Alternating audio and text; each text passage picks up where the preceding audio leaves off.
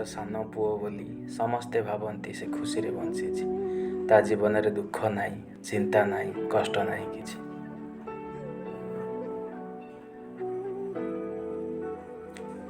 ହସି ଦିଏ ସମସ୍ତଙ୍କ ଆଗରେ, ମନର କଥା କହେନି କାହାକୁ। ନିଜ ଯନ୍ତ୍ରଣା ସହିଯାଏ ନିଜେ, ଖୁସି ଦେବା ପାଇଁ ନିଜର ଲୋକଙ୍କୁ। ସାନ ପୁଅ ବୋଲି ଘରର ସ୍ନେହ ତା ଭାଗରେ ଟିକେ ଅଧିକ, ହେଲେ ସେହି ସ୍ନେହ ଭିତରେ ଲୁଚିଥାଏ ଦାୟିତ୍ୱ ଅନେକ।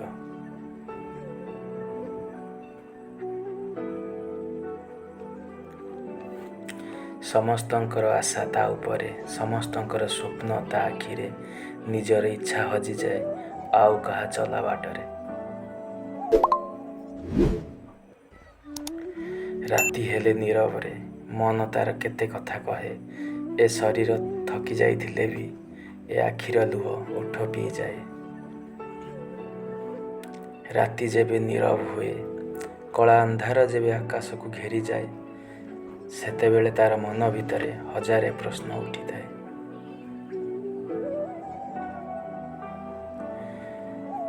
କେବେ ହାରିଯିବାକୁ ମନ ହୁଏ, କେବେ ଇଚ୍ଛା ହୁଏ ସବୁ ଛାଡ଼ିଦିଏ। ହେଲେ ମାଆର ମୁହଁ ଥରେ ମନେ ପଡ଼ିଗଲେ ପୁଣି ନିଜକୁ ନିଜେ ସମ୍ଭାଳି ନିଏ। ସାନ ପୁଅ ବୋଲି କ'ଣ ହେଲା, ତାର ବି ତ ଅଛି ଗୋଟେ ହୃଦୟ। ହସ ତଳେ ଲୁଚିଥାଏ କେତେ କଷ୍ଟ, ତାକୁ ବୁଝିପାରେ ନା ଏଇ ସମୟ।